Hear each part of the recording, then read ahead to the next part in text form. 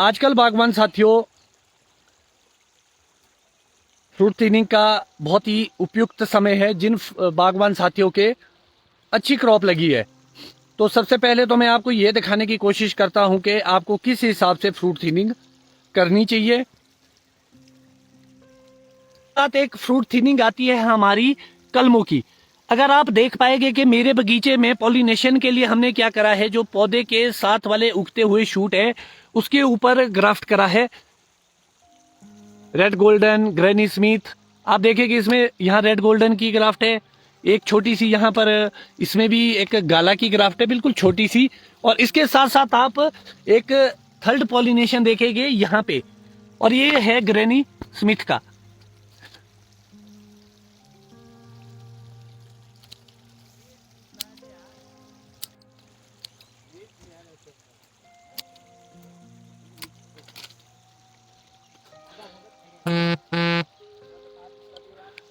बहुत ही महत्वपूर्ण हो जाता है बागवान साथियों, खास तौर पर जो आपकी पौधों के अंदर पॉलिनेशन के लिए आपने जो कलमें रखी है उसमें हमारी क्या प्रैक्टिस है वो मैं आपसे शेयर करता हूँ। जो भी प्लांट के अंदर आपने ग्राफ्ट किया है, ग्रैनी स्मिथ है, रेड गोल्डन है या कोई भी दूसरा पॉलिनेशन है, तो जो रेड गोल्डन होगा ग्राफ्ट के अंदर उसको मैं कोशिश ये करता हूँ कि 100% कट डाउन करके नीचे गिरा दूं। उसके पीछे का उसके साथ साथ जो ग्रैनी स्मिथ है उसमें हम बहुत ही कम, कहीं कहीं पर एक एक फ्रूट रखेंगे एक बड में, और वो भी बहुत ही कम। मतलब मुझे ये लगता है कि हम 98% के करीब हम कट डाउन कर देते हैं कलमों में जो अंदर ग्राफ्ट की होगी। प्लांट में हम लगभग 70 से 80% तक फ्रूट थिनिंग करेंगे या 90 तक भी करेंगे, मगर जो कलम है उसको कोशिश हम ये करेंगे पूरी तरह कट डाउन कर दे। उसके पीछे का रीजन क्या है बागवान साथियों, बहुत बार आप लोग देखेंगे या इस साल भी आपके साथ हुआ होगा कि जो पॉलिनेशन आपने लगाया है उसका ही फ्रूट सेट नहीं हुआ है। बहुत सारे बागवानों की ये प्रॉब्लम आएगी कि पॉलिनेशन में फूल आया और वो सेट नहीं हुआ। उसका मैं क्या रीजन मानता हूं कि वो पॉलिनेशन वैरायटी है, लास्ट ईयर एक्सेस क्रॉप थी जिसकी वजह से वर्ड वीक था, मगर पॉलिनेशन वैरायटी होने की वजह से उसमें फ्लावर तो आ गया, मगर उसमें वो ताकत नहीं थी, वो न्यूट्रिशन नहीं थी, जिसकी वजह से वो खुद ही सेट नहीं हो सका। बहुत सारे बागवान साथियों की शिकायत रहती है कि क्यों हमारे पॉलिनेशन भी काम नहीं करता। उसका बड़ा रीजन है, हमारे ऑर्चर्ड में हम जब पूरी तरह कट डाउन करेंगे, जो हमारा नेक्स्ट ईयर का फ्लावर बड आएगा, चाहे वो तादाद में ही कम क्यों ना हो पॉलिनेशन में, मगर उसकी पॉलिनेशन क्वालिटी बहुत ही हाई रहती है। आप लोगों को बिल्कुल सुनिश्चित करना है कि जो पॉलिनेशन है उसको आपने पूरी तरह कट डाउन करना है, कोई भी फ्रूट उसमें नहीं रखना, खास तौर पर जो अंदर ग्राफ्ट होगा आपका कलम के अंदर, पौधे के अंदर, सॉरी। मगर अगर आपके प्लांट है, जैसे कि मैं आपको दिखाना चाहूंगा, ये वाला प्लांट हमारा यहाँ पर ग्रैनी स्मिथ का है, ये पूरा ही प्लांट हमारा ग्रैनी स्मिथ का है। मगर जो ग्रैनी स्मिथ का प्लांट है, बड़ा पेड़, इसमें लगभग हम 80 से 90% तक फ्रूट को कट डाउन करके ड्रॉप कराएंगे, ताकि अगले साल ये बहुत ही बेहतर पॉलिनेशन के लिए तैयार रहे और अपनी एनर्जी को स्टोर करके रखे।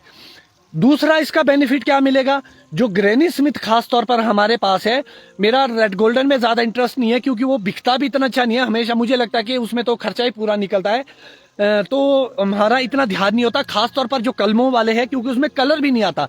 रेड गोल्डन के जो आपके प्लांट है उसमें फिर कलर आ जाएगा आपके, मगर जो कलमें होती है अंदर उसमें नहीं आता और वो बहुत ही खराब एप्पल होता है अंदर, तो इसलिए हम उसको मैक्सिमम कट डाउन करते हैं। उसका काम पॉलिनेशन का था, उसने पॉलिनेशन किया और उसको फिनिश कर दिया हमने।